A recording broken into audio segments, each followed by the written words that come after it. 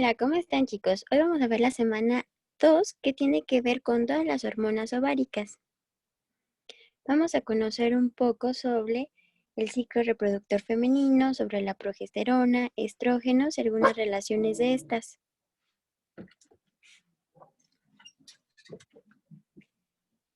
Los objetivos son definir y conceptualizar estas hormonas y, obviamente, como siempre, su correlación clínica. Entonces, vamos a platicar un poquito sobre los estrógenos y su bioquímica. Los estrógenos naturales son el estradiol, 17 beta, la estrona y el estriol.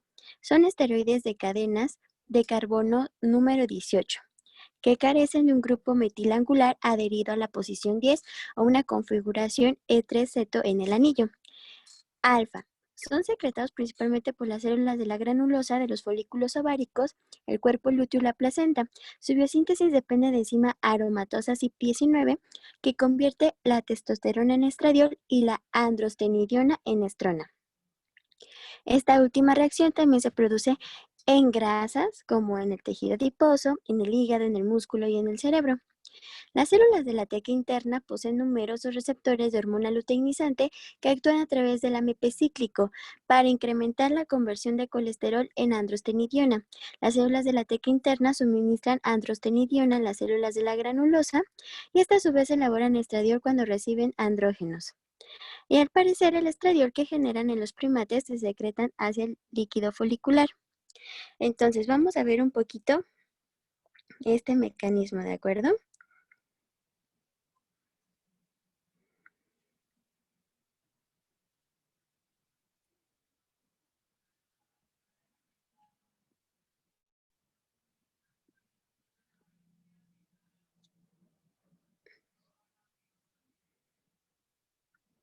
Entonces, el colesterol que está por acá,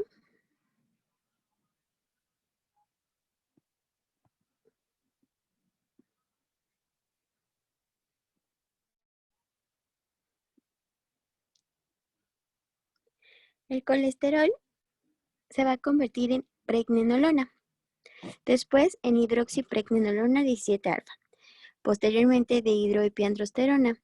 La androstenidiona con la enzima aromatasa nos va a dar estrona. Ese va a ser el primer mecanismo para conseguir el estrógeno estrona. Vamos por el segundo.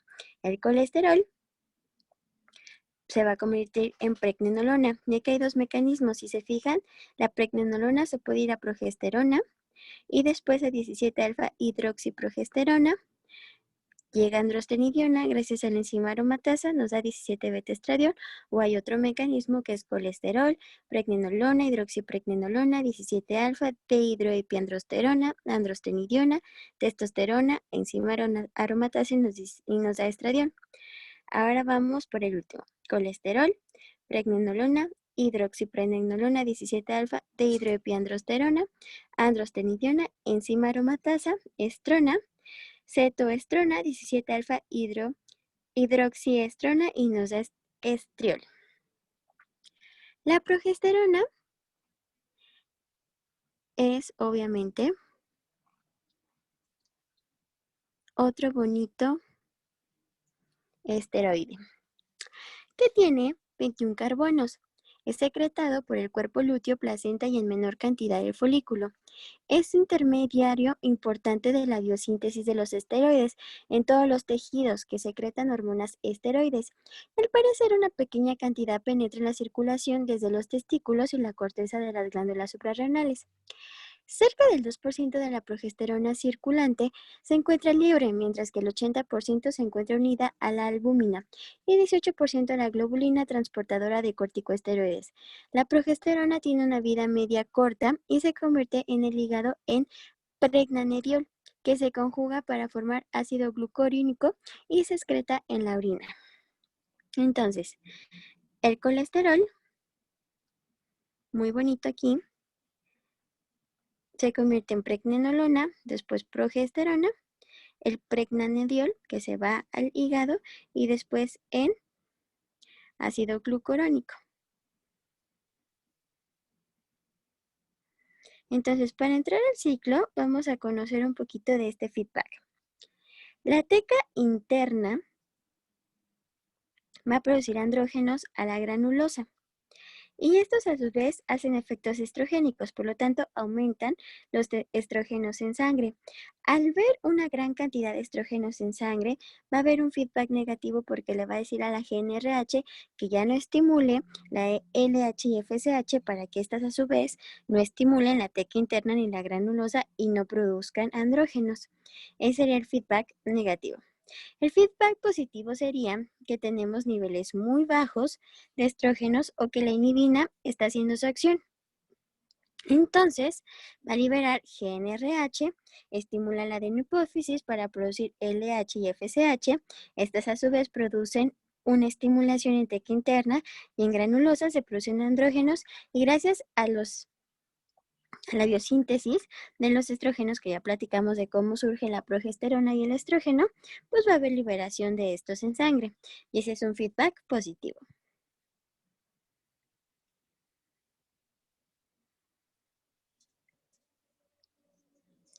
Ok, ahora vamos tal vez a lo más pesadito de esta clase, que es el ciclo menstrual. Entonces, posiciónense todos arriba en la figura donde está el hipotálamo en la GNRH. ¿Sale? Esta GNRH es secretada por el hipotálamo y controla los ciclos ováricos y uterino. La GNRH estimula la liberación de FSH y LH en la adenohipófisis. Luego entonces inicia el crecimiento folicular, mientras que la LH estimula el crecimiento interno de los folículos en desarrollo. Además, tanto la FSH como la LH estimulan los folículos ováricos a secretar estrógenos, como ya platiqué rápidamente en el feedback. La LH promueve la producción de andrógenos por medio de las células tecales de un folículo en desarrollo, bajo la influencia de la FSH. Las células granulosas del folículo captan los andrógenos y los convierten en estrógenos a mitad del ciclo. La LH provoca la ovulación y luego contribuye con la formación del cuerpo lúteo, razón por la cual recibe su nombre, hormona luteinizante. Estimulando por la LH, el cuerpo lúteo produce y secreta estrógenos, progesterona, relaxina e inhibina. Al menos 6 diferentes estrógenos se aislaron en el plasma de las mujeres, pero solo 3 se encuentran en cantidades importantes en sangre, como son el beta-estradiol, la estrona y el estrol. El beta-estradiol es el estrógeno más abundante en personas en edad reproductiva, obviamente las mujeres, y que no están embarazadas. La estrona es el estrógeno más abundante en mujeres en edad posmenopáusica, mientras que el estriol es el estrógeno más abundante en mujeres embarazadas, ¿sale? Muy bien. Los estrógenos secretados por los folículos ováricos cumplen varias funciones importantes, como por ejemplo, promueven el desarrollo y el mantenimiento de las estructuras reproductoras femeninas, de los caracteres sexuales secundarios femeninos y de las mamas. Los caracteres sexuales secundarios incluyen la distribución del tejido adiposo en las mamas, en el abdomen, en el monte del pubis, en las caderas, el tono de la voz, la pelvis ancha y el patrón de crecimiento del pelo en la cabeza y en el cuerpo. Los estrógenos incrementan el anabolismo proteico, incluso la formación de huesos fuertes. En este aspecto, los estrógenos suman sus efectos a las hormonas de crecimiento humano, que es la GH. Los estrógenos disminuyen los niveles sanguíneos de colesterol. Y esta es probablemente la razón por la cual las mujeres menores de 50 años presentan un riesgo mucho menor de enfermedades arterial coronaria, mientras que los hombres infartan a edades más jóvenes, como a los 40. Niveles moderados de estrógenos en sangre inhiben tanto la liberación de GnRH por parte del hipotálamo como la secreción de LH y FSH por la adenopófisis, que ya platiqué a más a detalle anteriormente. La progesterona. Bueno, la progesterona, secretada principalmente por las células del cuerpo lúteo, cooperan con los estrógenos en la preparación y mantenimiento del endometrio, para la implantación del óvulo fecundado y también en la preparación de las glándulas mamarias para la secreción de la leche. Niveles altos de progesterona también inhiben la secreción de GnRH y LH. La pequeña cantidad de relaxina, que está por acá, producida por el cuerpo lúteo durante cada ciclo menstrual, relaja el útero e inhibe la contracción del miometrio. Presumiblemente la implantación del óvulo fecundado se produce más fácilmente en un útero calmadito. Durante el embarazo, la placenta produce más relaxina, así continúa relajando las fibras musculares lisas del útero hacia el final del embarazo. La relaxina también aumenta la flexibilidad de la sínfisis pubiana y podría contribuir a la dilatación del cuello uterino. Ambas acciones facilitarán la salida del feto. La inhibina, como su nombre lo dice, inhibe que la secreción de FSH y en menor cantidad la LH, y esta es producida por las células granulosas de los folículos en crecimiento. ¿Sale? Entonces, este es un cuadrito que resume pues, prácticamente todo lo que ya dije. Ahora vamos a esto. El ciclo reproductor femenino dura aproximadamente en mujeres regulares de 24 a 35 días, en promedio 28 días. Y lo vamos a dividir en 4 fases. La fase menstrual, la fase preovulatoria, la ovulación propiamente dicha y la fase posovulatoria. La fase menstrual. La fase menstrual, también llamada menstruación porque menstrua, significa cada mes, se presenta durante los primeros 5 días del ciclo. Por convención, el primer día de menstruación es el primer día de cada ciclo. Entonces, en los ovarios, ¿qué va a pasar?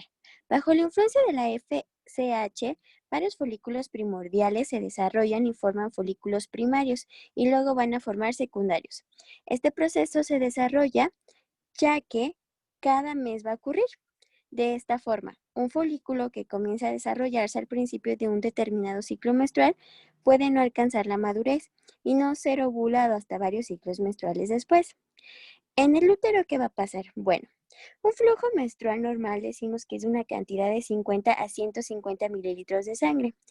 Líquido intersticial como moco y células desprendidas del endometrio están secretadas y se producen debido a la caída de los niveles de progesterona y estrógenos, que estimulan la liberación de prostaglandinas, que causan la contracción de las arteriolas espirales. Acuérdense, las prostaglandinas son vasoconstrictoras.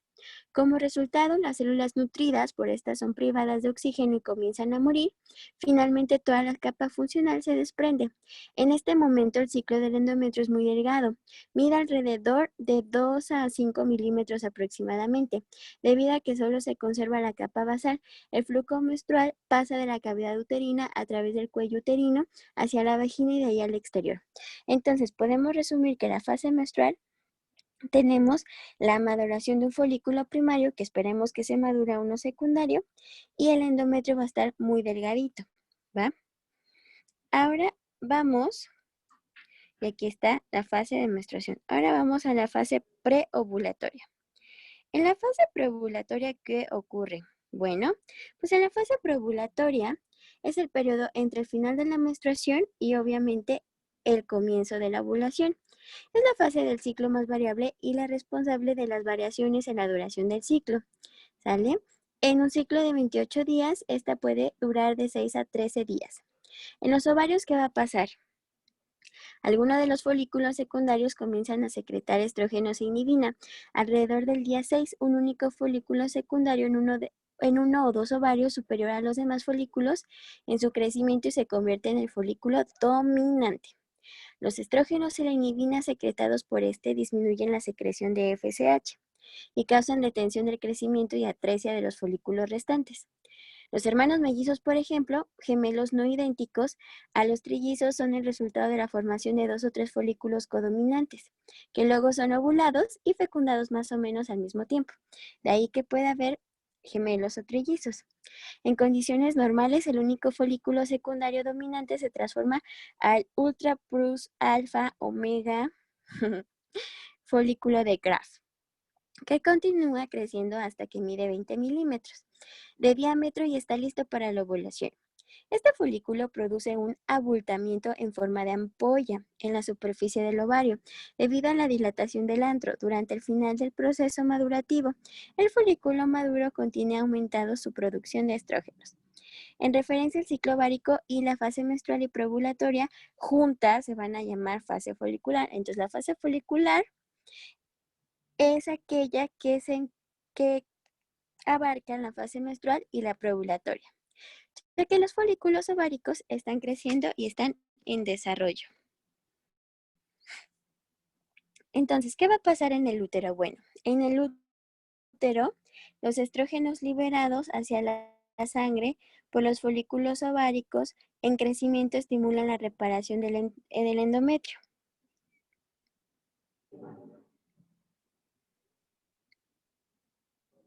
Las células de la capa basal realizan mitosis y forman una nueva capa funcional.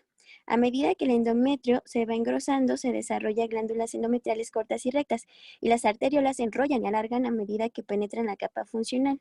El grosor del endometrio se duplica hasta medir de 4 a 10 milímetros.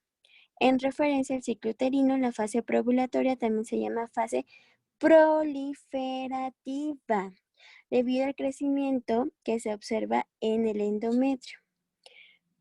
Fase proliferativa, ¿sale? Ovulación propiamente dicha. La ovulación es la ruptura del folículo maduro de Graf y la liberación del ovocito secundario hacia la cavidad pelviana. Se produce en general el día 14 de un ciclo de 28 días. Durante la ovulación, el ovocito secundario permanece rodeado por una zona pelúcida y una corona radiada.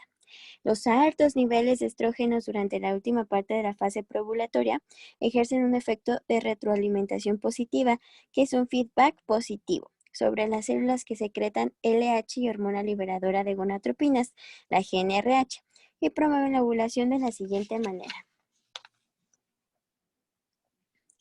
La alta,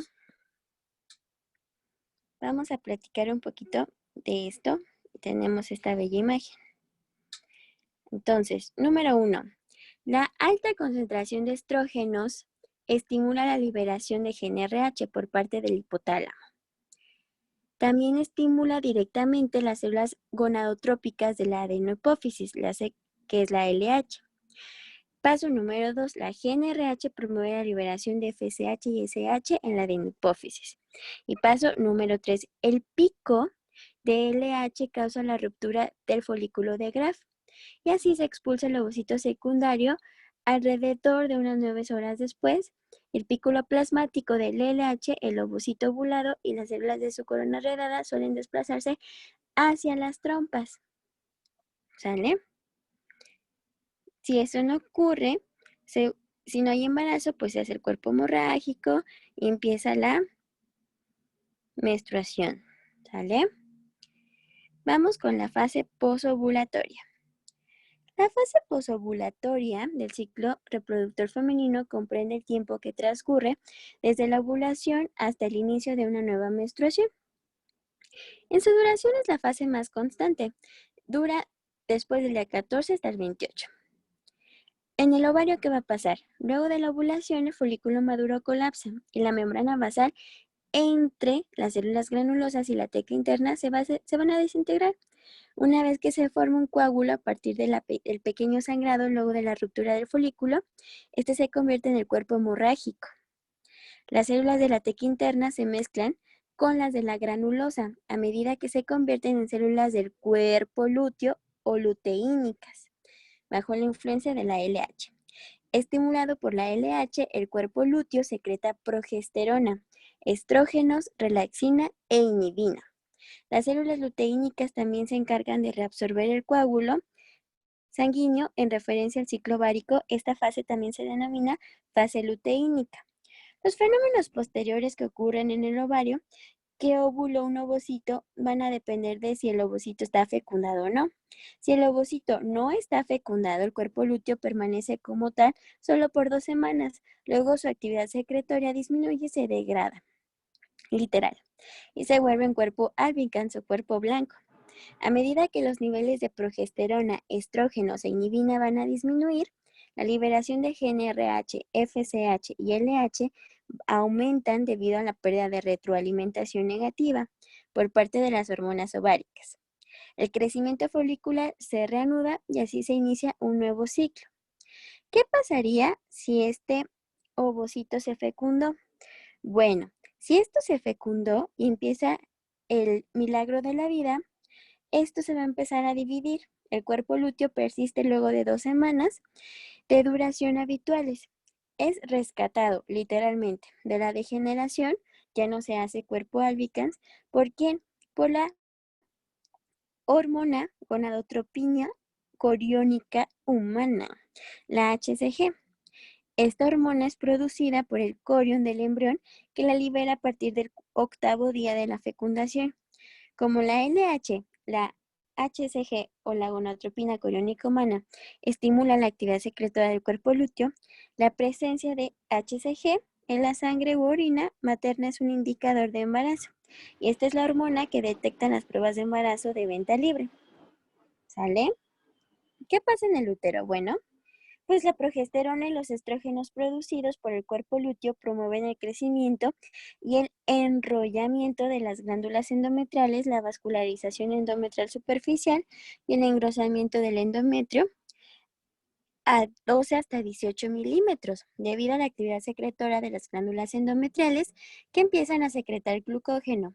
Este periodo se llama fase secretora del ciclo uterino. Estos cambios preparatorios llegan a su máximo a 1 semana después de la ovulación, momento en el cual el óvulo fecundado debería llegar al útero. Si la fecundación no se produce, los niveles de progesterona y estrógenos caen por la degeneración del cuerpo lúteo.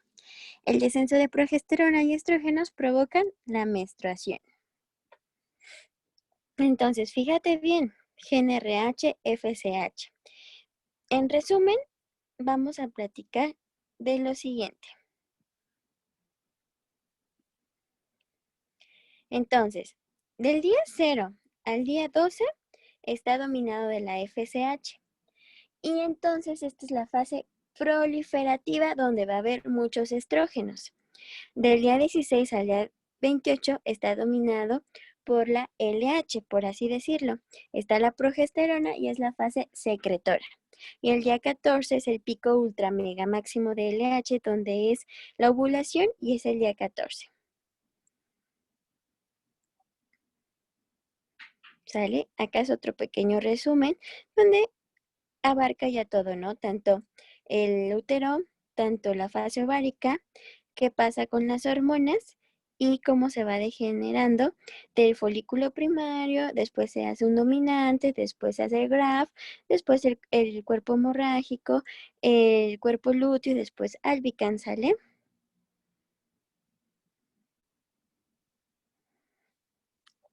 Bueno, pues muchas gracias y espero que les sirva esto mucho, ¿sale?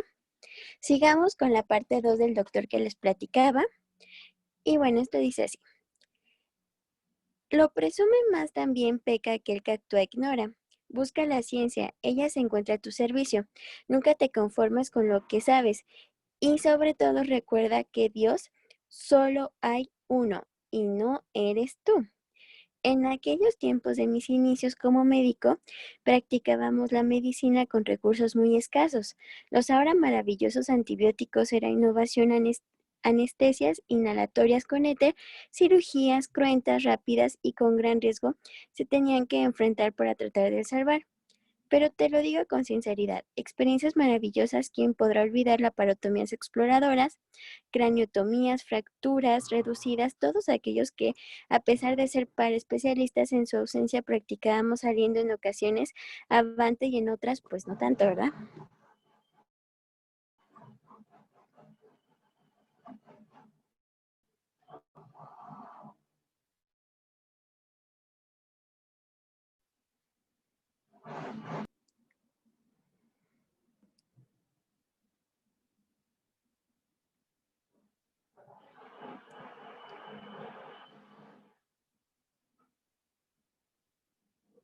Y en otras con pena enfrentar a un familiar inquieto que ha puesto en ti su fe. Por eso nunca les digas hicimos todo lo posible, ya que deberás hacer hasta lo imposible. Dentro de las experiencias más maravillosas de mi ejercicio, te podré contar aquellas en que si ser más área trabajamos con la bomba del cuerpo para colocar marcapasos. Esa confianza de otros médicos y la satisfacción de ver al paciente andar a su casa me llena de alegría y me justifica en mi atrevimiento. Ahora tú tienes más recursos, no abuses de ellos, sé clínico, y si escasean los medios para tu apoyo, no pierdas interés de escudriñirlo en los signos y síntomas de tu padecimiento, de tu paciente, perdón. Si eres especialista, no olvides nunca cómo atender un cuadro gripal. Quizá en tu camino encuentres escollosos que te hagan dudar de continuar a enriquecer tu espíritu con la sonrisa grata de una madre, con la paz de un moribino y con la confianza del deber cumplido. Bueno, pues muchas gracias, chicos. Bye.